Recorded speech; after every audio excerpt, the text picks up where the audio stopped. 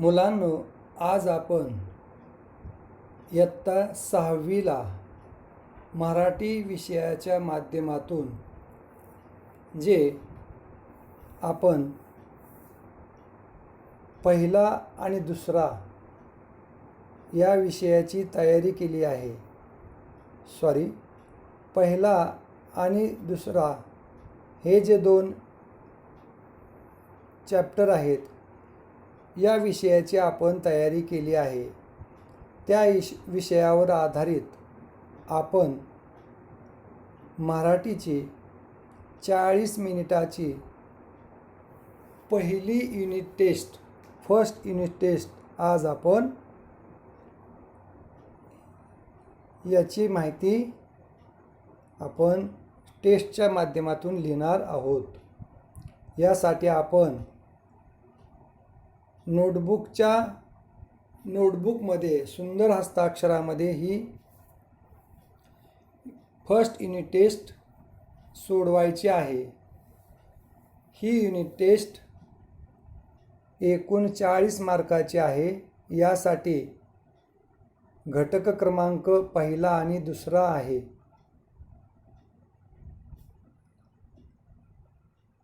ही unit taste सोडवताना एकूण 4 प्रश्न आहेत. त्यामध्ये पहिला प्रश्न क्रमांक 1 त्यामधील खालील प्रश्नांची एका वाक्यात उत्तरे लिहा. उपप्रश्न क्रमांक 1 वासुदेव कसा नाचत येतो. 2 एका पैशातून वासुदेव काय घेणार आहे. 3 कुंभाराच्या मुलीला थट्टेने सर्वजण काय म्हणत. 4 राजाने मुलीला स्वतःजवळ बोलावून काय सांगितले. 5 राजाने मुलीला कशी शाबासकी दिली. असे एकूण प्रश्न क्रमांक 1 मधील मध्ये 5 गुणासाठी 5 प्रश्नांची उत्तरे सोडवायची आहेत. प्रश्न क्रमांक 1 मधील खालील प्रश्नांची थोडक्यात उत्तरे लिहा. एकूण 4 उपप्रश्न आहेत. त्यापैकी कोणतेही 3 उपप्रश्न तुम्हाला सोडवायचे आहेत. त्यासाठी गुण आहेत 6. पहिला उपप्रश्न क्रमांक 1 धनवान श्रेष्ठ की विद्वान श्रेष्ठ या वादाचे कुंभाराच्या मुलीने काय उत्तर दिले. 2 राजाने दुसऱ्या दिवशी कुंभाराच्या मुलीला कोणता प्रश्न विचारला. 3 वासुदेव कसा दिसतो त्याचे वर्णन करा. आणि 4 दानधर्म केल्याने काय होईल असे वासुदेव सांगतो. असे एकूण 4 पैकी कोणतेही 3 प्रश्न सोडवायचे आहेत. त्यासाठी गुण आहेत एकूण 6. प्रश्न क्रमांक 2 मधील खालील कवितेच्या ओळी पूर्ण करा. यासाठी गुण 4 आहेत. यामध्ये कवितेमधील 2 ओळी दिलेल्या आहेत. त्या ओळी तुम्ही काय करायचे आहेत, पूर्ण करायच्या आहेत. द्याल जरी पैसा एक डॅश डॅश डॅश डॅश दारी वासुदेव आला. 2 वडिलांच्या तुमच्या नावे डॅश डॅश डॅश डॅश मिळविण्याला डॅश डॅश. अशा पद्धतीने कवितेच्या ओळी पूर्ण करायच्या आहेत. यासाठी तुम्हाला 2 प्रश्न सोडवण्यासाठी गुण 4 आहेत. प्रश्न 2 मधील खालील शब्दांचे विरुद्धार्थी शब्द लिहा. एकूण 4 शब्द आहेत. त्यासाठी गुण आहेत 10, प्रत्येकी अर्धा गुण. सुकवी, द्याल, एक, धर्म असे 4ही शब्दांचे विरुद्धार्थी शब्द या ठिकाणी लिहायचे आहेत. प्रश्न 2 मधील खालील वाक्प्रचारांचा वाक्यात उपयोग करा व लिहा. याच्यासाठी 3 गुण आहेत. 1 कान फुंकणे. 2 डाव साधणे. 3 वाहवा करणे.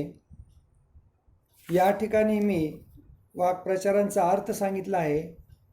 तर खालील वाक्प्रचारांचा वाक्यात उपयोग करताना तुम्ही कान फुंकणे, डाव साधणे,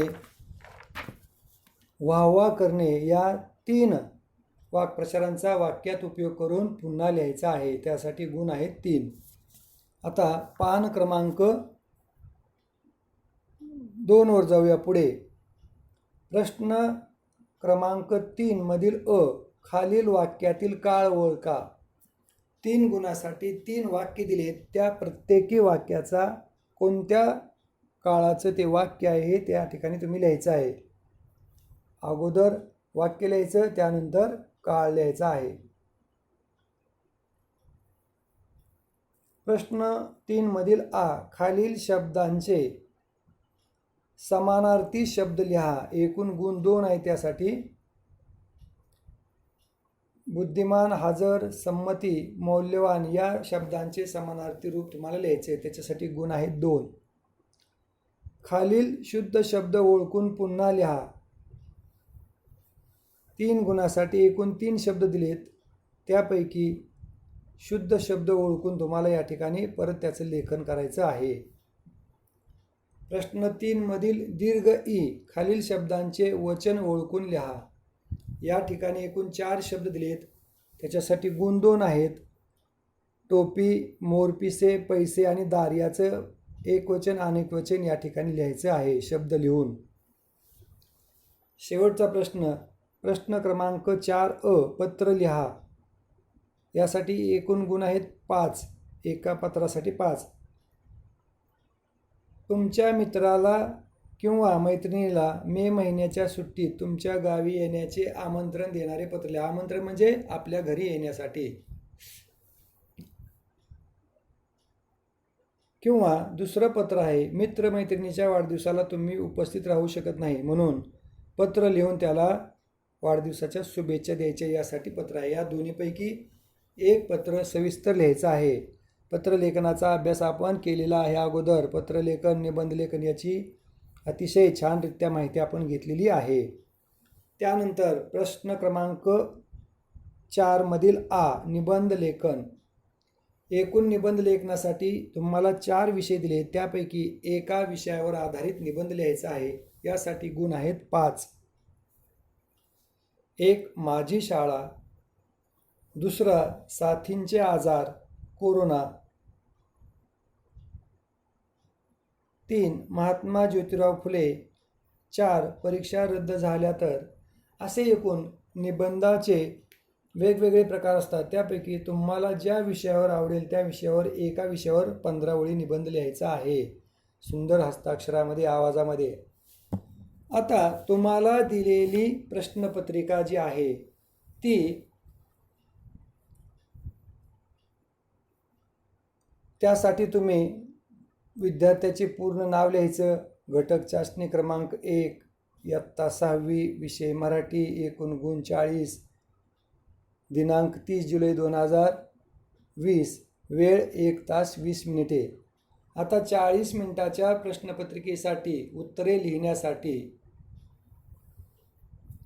1 तास म्हणजे 60 मिनिटाचा वेळ असतो. परंतु आपण या ठिकाणी प्रश्नपत्रिकेमधील प्रश्न क्रमांक, उपप्रश्न क्रमांक हे लिहून परत उत्तरे लिहायची आहेत. त्यासाठी मी तुम्हाला 20 मिनिटे जास्तीचा वेळ दिलेला आहे. अतिशय वेळेत, व्यवस्थित, सुंदर हस्ताक्षरामध्ये, निश्चित क्रमाने उपप्रश्न लिहून त्या प्रश्नांची उत्तरे लिहायची आहेत. आणि ही प्रश्नपत्रिका तुम्ही तुमच्या मराठी विषयाच्या फुल स्क्वेअरच्या नोटबुकमध्ये लिहायची आहे. पानांना क्रम द्यायचा आहे. आणि प्रश्नपत्रिका उत्तरपत्रिकेसह लिहून झाल्यानंतर मला व्हॉट्सअपद्वारे सेंड करायची आहे. आणि ही प्रश्नपत्रिका बरोबर तुम्ही 1:30 वाजता म्हणजे 1:30 सुरू करायची आहे. ती 3 वाजेपर्यंत. थोडक्यात प्रश्न आणि त्याखाली त्या प्रश्नांची उत्तरे लिहायची आहेत. यासाठी मी तुम्हाला 20 मिनिटाचा वेळ अधिक दिलेला आहे. अतिशय प्रामाणिकपणे आपण या प्रश्नपत्रिकेची उत्तरे प्रश्नासह लिहून मला व्हॉट्सॲपद्वारे प्रत्येक पानावर क्रम टाकून त्याचे फोटो काढून मला सेंड करायची आहे.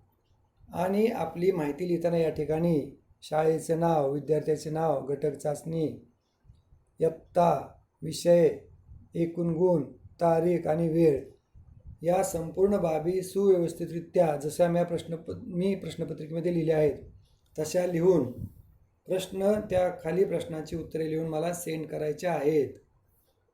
या प्रश्नपत्रिका तुम्ही व्यवस्थित तुमच्या मराठी विषयाच्या नोटबुकमध्ये लिहून तशा ठेवायच्या आहेत. ज्या वेळेस प्रत्यक्ष स्कूल सुरू होईल त्यावेळेस या संपूर्ण प्रश्नपत्रिकांची तपासणी केली जाईल आणि त्याचे गुणदान मूल्यांकन होईल. याची सर्व विद्यार्थी आणि पालकांनी नोंद घ्यायची आहे. प्रश्नपत्रिका उत्तरासह प्रामाणिकपणे सोडवून 1.5 तासाच्या वेळेमध्ये लिहून झाल्यानंतर मला व्हॉट्सॲपद्वारे सेंड करायचे आहे. या ठिकाणी थांबूयात आपण. धन्यवाद.